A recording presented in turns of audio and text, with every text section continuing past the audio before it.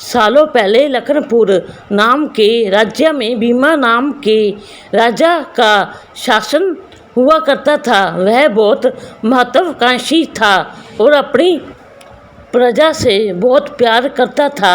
उनके राज्य में चारों ओर खुशहाली थी, लेकिन राजा रानी खुद हमेशा दुखी रहते थे। उनके पास धन दौलत शोहरत सब कुछ था, लेकिन उनकी संतान ना थी।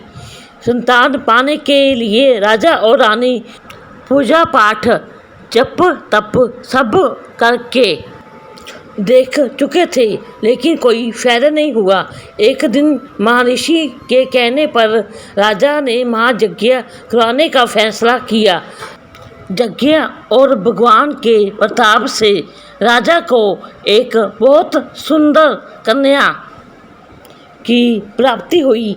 राजा रानी के साथ पूरी प्रजा खुशी से झूमने लगी। राज्य में चारों तरफ खुशी का माहौल छा गया। राजा ने सारे नगर वासियों को पिता बनने की खुशी में भोज पर आमंत्रित किया। धीरे धीरे समय बीतने लगा। राजकुमारी बड़ी होने लगी। वह बहुत सुंदर और गुणवान थी। राजा रानी उसे देखकर ही खुश रहने लगे, लेकिन एक दिन उनकी खुशी को मानो जैसे नज़र लग गई। राजकुमारी बीमार पड़ गई। बड़े बड़े वैद्य नीम हकीम सब इलाज में जुटे, लेकिन कोई फायदा नहीं हुआ। दिन प्रतिदिन राजकुमारी की हालत बिगड़ती जा रही थी। राजकुमारी के ऊपर कोई दवा असर नहीं कर रही थी। राजा को लगने लगा कि एक बार वे फिर निसंतान हो जाएंगे।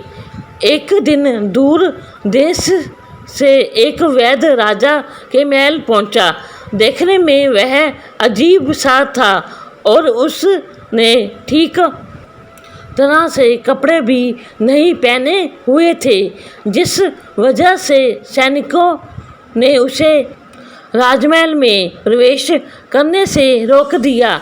वैद्य ने राजा से एक बार मिलने की बहुत गुजारिश करते हुए कहा कि मैं राजकुमारी को ठीक कर सकता हूँ, लेकिन किसी ने उसकी बात पर यकीन नहीं किया। सैनिक उस वैद्य को राजा के पास लेकर गए। वैद्य ने सबसे पहले राजा को अपना परिचय दिया और कहा कि मैं आपकी बेटी को ठीक कर सकता हूँ। राजा उसकी बात सुनकर प्रसन्न हुआ, लेकिन उसका रहन सहन देखकर राजा ने भी उस पर यकीन नहीं किया। उधर राजकुमारी की तबीयत दिन प्रतिदिन खराब होती जा रही थी, इसलिए राजा किसी वैद्य पर यकीन नहीं कर पा रहे थे।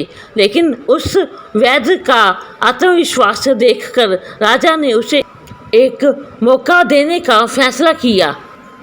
राजा ने वैद्य को बोला कि अगर राजकुमारी ठीक नहीं हुई तो अंजाम भुगतने के लिए तैयार रहना। इस पर वैद्य ने बोला, ठीक है, लेकिन अगर राजकुमारी ठीक हो गई तो मुझे क्या मिलेगा? राजा ने कहा, जो मांगोगे मिलेगा। वैद्य राजी हो गया। राजा खुद उस वैद्य को लेकर राजकुमारी के पास गया। राजकुमारी बिस्तर पर बेजान सी लेटी हुई थी। ऐसा लग रहा था जैसे किसी ने उसका सारा नूर निकाल लिया हो। चेहरा दर्द से डूबकर पीला पड़ गया था। वैद्य राजकुमारी के करीब पहुंचा और नब्ज टटोलने लगा। फिर उसने थैले से जड़ी बूटियों से तैयार दवा की पुड़ियाँ निकाली और राजकुमारी के मुंह में डाल दी। वैद्य ने राजा और रानी से बोला कि आपकी बेटी जल्दी ठीक हो जाएगी। वैद्य की बात सुनकर राजा रानी के मन में बेटी के ठीक होने की एक उम्मीद की किरण जाग उठी। ऐसे ही इलाज करते हुए 2 महीने बीत गए। धीरे धीरे राजकुमारी की हालत में सुधार होने लगा। उसके चेहरे की चमक लौटने लगी। राजा रानी के चेहरे की खुशी भी झलकने लगी। एक दिन वैद्य ने राजा से कहा, महाराज, राजकुमारी अब ठीक हो गई है। जे 1 महीने की पूड़ियाँ बनाकर दे रहा हूँ, इसे समय पर राजकुमारी को देते रहना।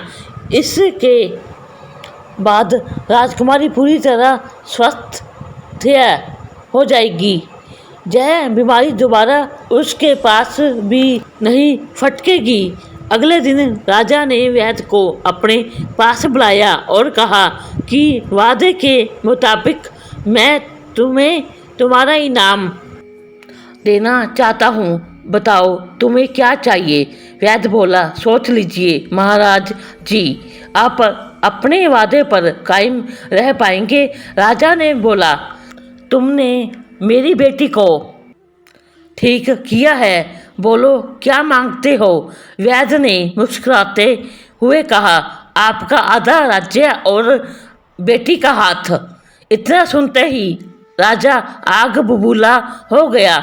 उसने कड़कते हुए कहा, तुम होश में तो हो?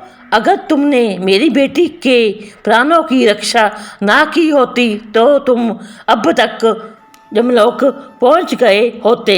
उसने सैनिकों को आदेश दिया कि इसे राज्य से बाहर निकाल दिया जाए। वैद्य कुटिलता से मुस्कुराते हुए वहाँ से चला गया।